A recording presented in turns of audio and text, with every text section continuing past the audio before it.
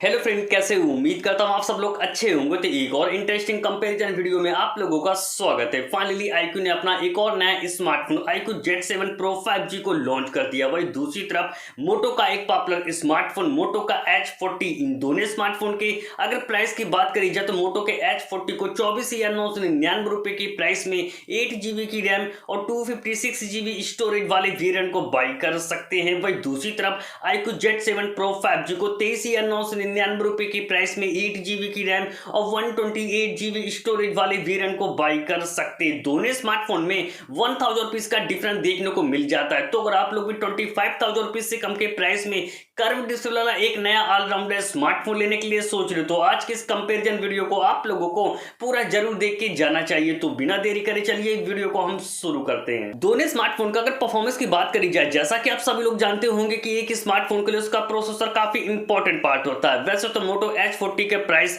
1000 rupees ज्यादा, फिर भी ये स्मार्टफोन खासकर परफॉर्मेंस और गेमिंग परफॉर्मेंस के मामले में तो iQOO Z7 Pro 5G से पीछे रह जाता है, क्योंकि एक तरफ मोटो के H40 में मीडियाटेक का डायमेंसिटी 8020 का प्रोसेसर देखने को मिल जाता है। वही दूसरी तरफ iQOO Z7 Pro 5G में मीडियाटेक का डायमेंसिटी 7200 का प्रोसेसर देखने को मिल जाता है। परफॉर्मेंस वाइज बात करी जाए तो इन दोनों स्मार्टफोन में से आप लोगों को iQOO Z7 Pro 5G में बेटर परफॉर्मेंस देखने को मिल जाएगा। वहीं इन दोनों स्मार्टफोन के अगर अंतुतु स्कोर की बात करी जाए तो उसमें भी आगे निकल जाता है iQOO का Z7 Pro 5G, क्योंकि iQOO Z7 Pro 5G का जो अंतुतु स्कोर निकल के आता है वो 7,22,000 निकल के आता है। वही दूसरी तरफ मोटो के H40 का जो अंतुतु स्कोर निकल के आता है वो 6,75,000 निकल के आता है। अगर आप लोग भी इन दोनों में से किसी स्मार्टफोन को खासकर गेमिंग के लिए लेने के लिए सोच रहे हो तो इन दोनों स्मार्टफोन के GFX स्कोर यानी गेमिंग स्कोर को जानना बहुत ज्यादा जरूरी है। जब इन दोनों स्मार्टफोन में 30 मिनट तक गेम को प्ले किया गया तो मोटो H40 का जो गेमिंग स्कोर निकल के आता है 4900 निकल के आता है। वही दूसरी तरफ iQOO Z7 Pro 5G का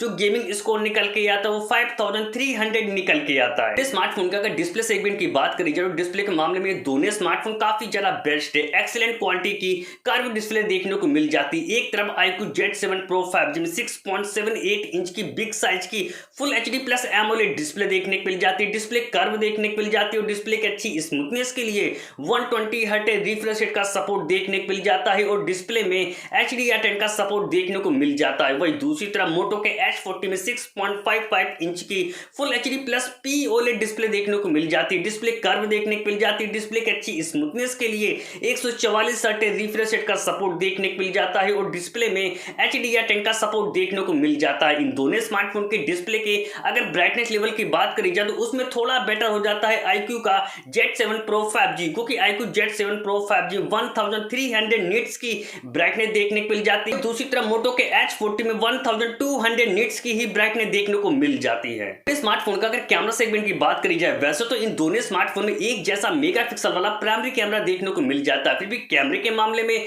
क्लियर विनर निकल के आता है मोटो का H40। इसकी एक सबसे बड़ी वजह है कि मोटो के H40 में काफी कम अपर्चर वाला कैमरा सेटअप देखने को मिल जाता है। 50 मेगापिक्सल का मेन प्राइमरी कैमरा मिलता है, जिसका अपर्चर f1.4 अपर्चर देखने को मिल जाता है। बाकी का दूसरा कैमरा 13 मेगापिक्सल का मिल जाता है विद LED फ्लैश लाइट के साथ, और कैमरे में OIS का सपोर्ट देखने को मिल जाता है। वही दूसरी तरफ iQOO Z7 Pro 5G के भी बैक में डुअल रियर कैमरा सेटअप देखने को मिल जाते हैं। 64 मेगापिक्सल का मेन प्राइमरी कैमरा मिलता है, जिसका अपर्चर f1.79 अपर्चर देखने को मिल जाता है। बाकी का दूसरा कैमरा 2 मेगापिक्सल का मिल जाता है विद LED फ्लैश लाइट के साथ, कैमरे में OIS का सपोर्ट देखने को मिल जाता है। इन दोनों स्मार्टफोन का अगर सेल्फी कैमरे की बात करी जाए तो सेल्फी के मामले में भी क्लियर विनर निकल के आता है मोटो का H40, क्योंकि मोटो H40 में 32 मेगापिक्सल का सेल्फी कैमरा देखने को मिल जाता है, जिसका अपर्चर f2.4 अपर्चर देखने को मिल जाता है। वही दूसरी तरफ iQOO Z7 Pro 5G में 16 मेगापिक्सल का सेल्फी कैमरा देखने को मिल जाता है, जिसका अपर्चर f2.45 अपर्चर देखने को मिल जाता है। तो अगर आप लोग भी इन दोनों में से किसी स्मार्टफोन को खासकर फोटोग्राफी के लिए लेने के लिए सोच रहे हो तो मैं आप लोगों को रिकमेंड करूंगा कि आप लोग 1000 रुपए ज्यादा खर्च करके मोटो H40 को ही बाई करें। दोनों स्मार्टफोन का अगर ऑडियो फीचर की बात करी जाए तो मोटो H40 में आप लोगों को डॉल्बी एटमॉस देखने को मिल जाता है, जबकि iQOO के Z7 Pro 5G में डॉल्बी एटमॉस देखने देखने को नहीं मिलता। दोनों स्मार्टफोन का अगर स्टोरेज टाइप की बात करी जाए तो उसमें भी काफी ज्यादा फास्ट हो जाता है मोटो का H40, क्योंकि मोटो के H40 में UFS 3.1 का स्टोरेज टाइप देखने को मिल जाता है। वही दूसरी तरफ iQOO Z7 Pro 5G में UFS 2.2 का ही स्टोरेज टाइप देखने को मिल जाता है। दोनों स्मार्टफोन का अगर बैटरी सेगमेंट की बात करी जाए तो बैटरी बैकअप के मामले में दोनों स्मार्टफोन इतना ज्यादा बेस्ट नहीं है, क्योंकि एक तरफ मोटो के H40 में 4400 mAh की ही बैटरी देखने को मिल जाती है, 68 वाट के टर्बो फास्ट चार्जिंग के साथ USB Type-C पोर्ट का सपोर्ट देखने को मिल जाता है। वही दूसरी तरफ iQOO Z7 Pro 5G में 4600 mAh की बैटरी देखने को मिल जाती है, 66 वाट के